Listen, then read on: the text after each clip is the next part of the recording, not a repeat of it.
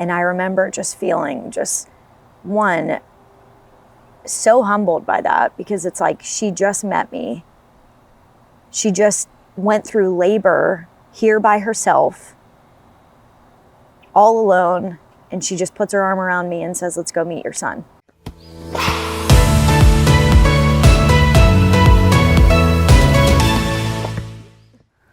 All right, let's get this thing started there, sweet cheeks.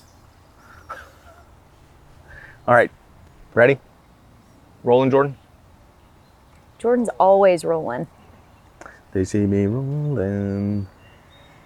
All right, so on Welcome to home. another really just amazing topic, truly. Groundbreaking topic, really. Life-changing topic. Yep. Adoption. We'll just jump into it. So we did I think we introduced everybody to the kids a couple episodes ago.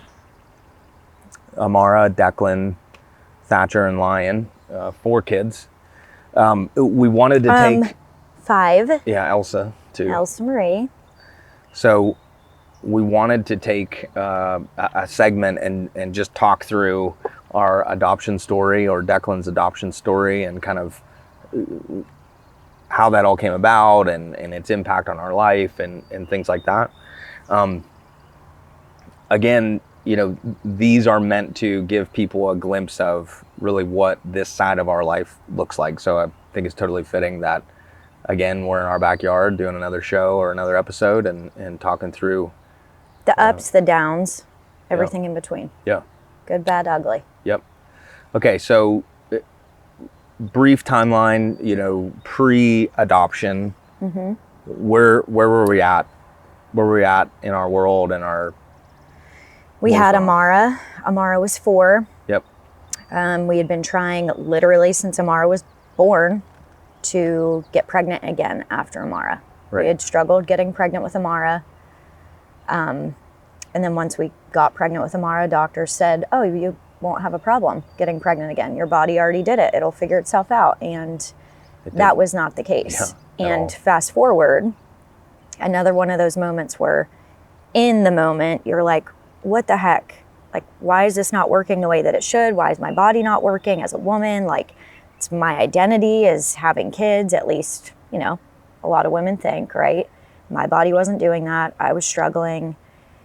But now fast forward, I can look and be like, oh, I'm so thankful. I'm so thankful that it didn't happen on my terms, because we wouldn't have Declan. Right, yeah. Yeah, we talk about that a lot. Wouldn't have him, and I can't imagine life without that child. So I will shamefully admit that because it's easy to look back on those moments and these stories and just kind of like hit high points and like, yep, it happened, and now he's part of our family and everything's amazing. But like, that was it was like it was a heavy kind of season, right? Mm-hmm. Because like, you're right. The doctor said like, hey, you guys should be good now. You kickstarted your body into doing what it should be doing. You already had one kid. It's easy to have another one, whatever. And then it was like so much harder.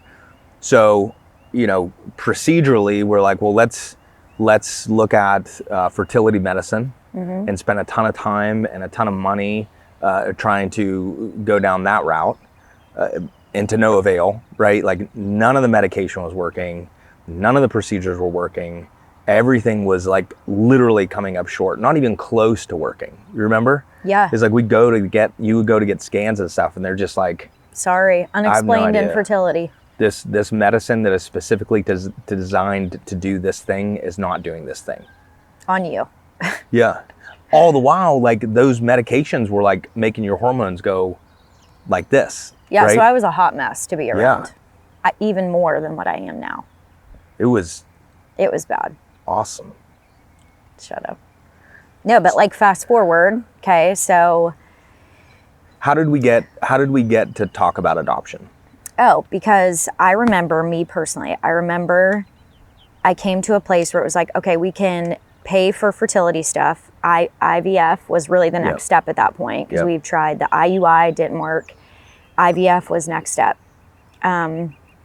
And we kind of prayed through that, because it was like, okay, is it right? Is it wrong? Are we meant to do it? Like, what are we supposed to do? And I remember me personally, what? It almost fell over. I remember me personally, I got to a point where it was like, okay, we can pay $40,000 plus Yep. for IVF that could not result in a baby. That's okay. That could not result in a baby. Or we could pursue adoption and 100% end up with a baby. Yep. And for me, it was a no-brainer. For me, I was not dead set on like, oh, I have to carry my own Yeah. kids. I experienced it with Amara. So thankful that I obviously did prior to adopting Declan. But walking through adoption, I would say my emotions were very similar to being pregnant. Yeah. I mean, it's just wild. It's wild. Yeah. So anyway, yes. Me, it was, okay, no-brainer to pursue adoption. You, on the other hand. Yeah. This is the shameful admission. Yeah. Right? You, on the other hand, were. Yeah. I remember saying, if we can't have our own child, I don't want somebody else's. Like, I remember saying that. And we were familiar with the process because your sister had adopted twice. Mm-hmm. But for whatever reason, at that moment in my life, I was like, no, it's the craziest thing. Mm-hmm. And so over time, I mean, you kept pressing it and being patient with me. And you would just casually and subtly bring it up, not in a manipulative or trying to slide it in there kind of way, but just like you kind of let me get to where I needed to get to on my own. Mm-hmm. You know what I mean? Yeah. Which I think was super important in the process. And so Jesus Juke, we cannot tell the story and just try to highlight some of the fingerprints that are all over it. Mm-hmm. Right? So very quickly, I remember getting to a point where you just wore me out to the place where I was like, all right, fine. You had already been talking to an agency, right? Mm-hmm. You already had one lined up. It was the same agency that your sister went through. Yeah, we had our home study. We had our home study lined up. I literally pretty much, without him giving me the yes, I kind of went ahead and did all the other stuff. And then was like, hey, we have a home study scheduled. Just figured we'd like feel it out and just see what it's about. Meanwhile, like that's the first step that you have to have done in order to adopt. So it was kind of like, it's relatively non-committal. I'm kind of playing on both sides. Yeah. Like, okay, I'm just getting it done just in case, but also like, but we kind of need it done to pursue what I'm wanting to pursue, like right now. So I had, I remember saying to you, all right, fine. Call the agency and ask them how much it's going to be to get started. And at the time they said $350. $350. Yeah, just for the like home study. Just to get the process started and going. So we decided that, all right, here's what I'm going to do. And I drew a line in the sand and I said, all right, if Jesus wants this to be a part of our story, if this is his will for our life that we adopt, then he's going to give us $350. I'm not writing a check. I'm not asking anybody for it. I'm not going to tell anybody that we're considering doing this to, just in the event that it would prompt them to give us money. Right. I just said, hey, if this is what's supposed to happen, then this is $350 is going to show up in our bank account. The most impossible odds. And so the agency said, well, you have until a certain Friday to let us know. And as every day went by, what was crazy is like at the beginning of that time frame, I was super just whatever, not going to happen. I don't care. And I don't even care if it happens or not. I'm still stuck in this spot. But then every day that went past, every day that we got closer to that deadline, it was almost like, are we going to get it? Are we going to get it? Are we going to get it? Are we going to get it? And then I remember it was like 2 days before we were supposed to let them know. And you and I started crafting up these kind of like subtle, well, maybe we'll just like casually throw something out there and maybe it would prompt somebody to give us $350. Mm-hmm. And it's almost like weird even talking about it, like $350. But I remember being at work, it was a Wednesday. We were supposed to let them know that Friday. And I got an email that said, hey, it's getting close to the end of our fiscal year and we have a bunch of overtime hours to burn. If you could work some of this overtime, let us know. Otherwise, we lose it all. So I had done a real quick calculation to say between now and the end of the year, this is how much I could work. I sent an email back to say, this is how much I want to do. And then he was like, yep, cool, got it, you know. And I did a real quick, you know, calculation on how much that equals. And it was $360. Yeah, it's freaking mind blowing. And I called you like sobbing. Right. Because I'm like, it's happening. Yeah. We're doing it. Yeah. And your whole attitude changed. Yeah. Like it went from this to this. Like it was a complete. Like there was no way that we should have gotten that cash. But let's also, yes, that was awesome. However, adoption is not cheap, super expensive. Yeah. We did not have the money to do that. But we also were like, we're not going to keep us, it's not going to keep us from pursuing it. It'll be what it'll be. So we talked to our church, which is literally our family, the Journey Church right down here. And they literally raised half the amount that we needed. Yeah. Our church family raised half of what we needed, if not a little bit more than that. And just even that in and of itself. I mean, most of the people there didn't even know who we were. Right. But hearing that we're trying to adopt and what we're trying to go after, it was like, okay, yeah. Yeah. You know? Yeah. So remember, no family here at all. No connections, no blood connection, no reason why people who didn't know us would be overwhelmingly generous. Yeah. And helping us bring this child home, which, I mean, we didn't know. I mean, we got a call that we ended up, so rewind. During the adoption process, we fill out all this paperwork and you basically put in like your dream sheet. Your dream sheet, as terrible as it sounds. Boy, girl, black, white. Yeah. All the things. And him and I obviously were open to all the things, whatever. And we gotten shown a few different times. We make like a little lookbook and they show you with like a few different other families. And we got shown to a couple other families. We were not obviously picked. And then we end up getting a call saying that we get picked by Declan's mom. Yeah. And she was like 28 weeks pregnant at the time. Yeah. And she went into labor early, like 6 weeks early.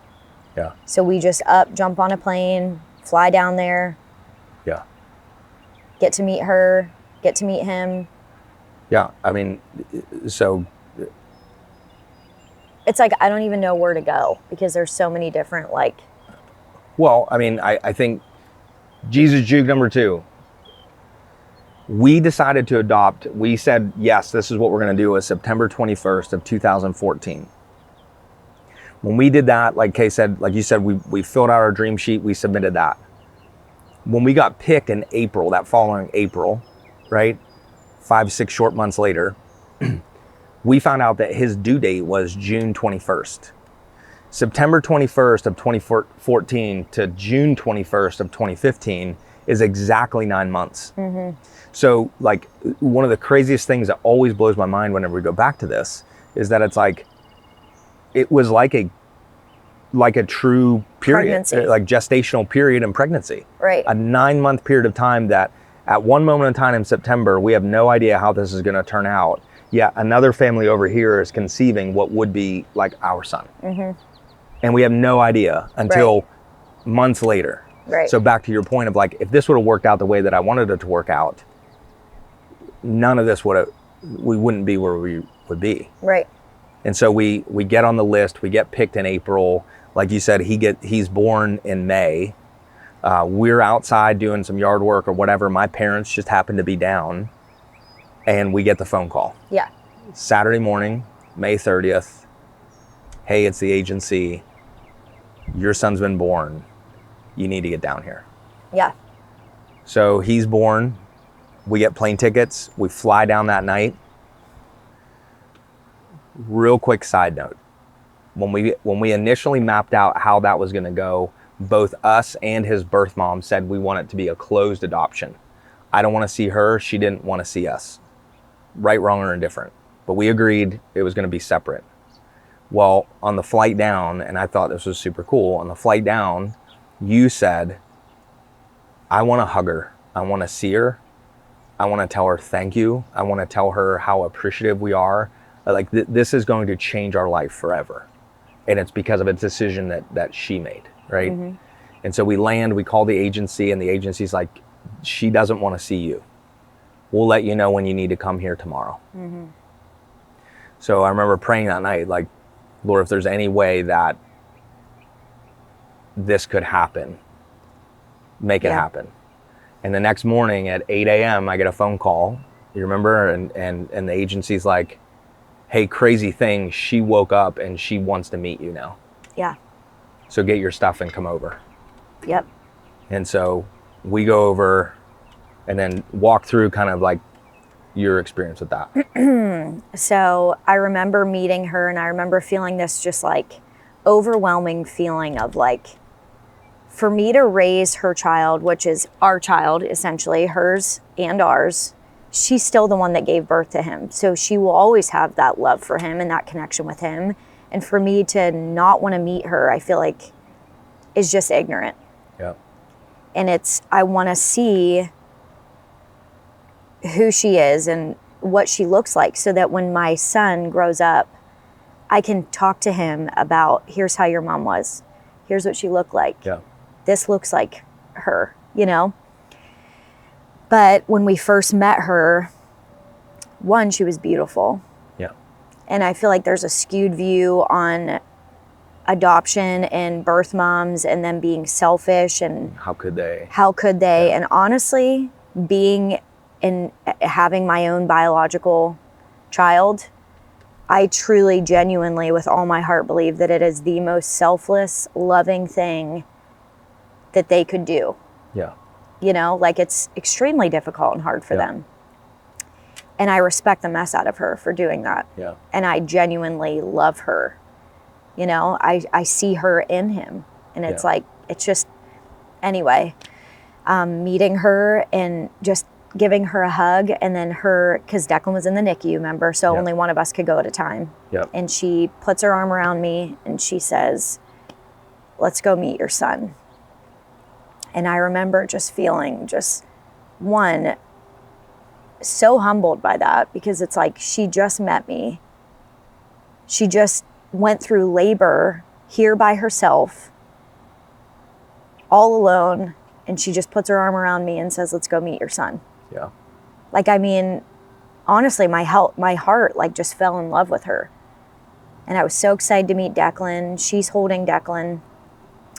And I remember looking at her and saying, like, can I kiss on him? Can I give him a kiss? And she said, please, I want to see how you are going to interact with him and love on him. Like, he's your son. I want to see you interact with him like that.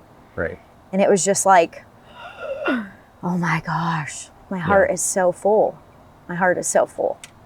Yeah, I mean, and it was just an amazing experience overall. Yeah, it was a wild day. You know, that just two strangers who lived, for the most part, two completely separate lives, that for any other reason would never interact in that way, right? But because of this moment in time, this situation, this circumstance, we have this beautiful exchange of, here she is, a beautiful young 23-year-old woman who is in a position that she has to make the most difficult decision that any mother would ever be able to make. And I think what the coolest thing about you, just overall, is that when people are in your world, like, you are ferociously tenacious over protecting them, standing up for them, making sure that they are taken care of, thought well of, right? Like, you are a ferociously hard lover, right? And what's wild is, like, I saw that in her, and your response to people's reactions to, well, how could she? I could never. And oh my gosh, that is so horrible. And it's like, you immediately would jump into those spaces and say, like, don't you dare. Like, you have no idea, you know, and you know, people, unless you're in it, you just don't know. Right. It's ignorance. Yeah. So moving forward, right? So now Declan is 4. We have had, and he has had, the privilege of being able to talk to her. They've FaceTimed a few times. She has sent gifts and things, and And right now we're in this weird season of like, he's asking a lot of questions, which full circle makes me so glad that we decided to be open and transparent Right. with him from the very beginning Right. about everything. Yep. Everything. And even open with her. Right. Because to your point earlier, it's like the decision to close the adoption or keep it closed, we kind of got to this place where we're like, is this better for him or is it better for us? Mm-hmm. And while I think there were other circumstances that could have influenced that differently, right? Right. We realized like, man, it was more selfish than selfless, that position. So I'm glad for that. All right. So what would Wait. you say? What? No, go ahead. What are you going to ask me? What would you say, like people potentially watching this, thinking about it, whatever, what advice would you give to them about the adoption process and how everything works and, I would say don't let the finances keep you from doing it.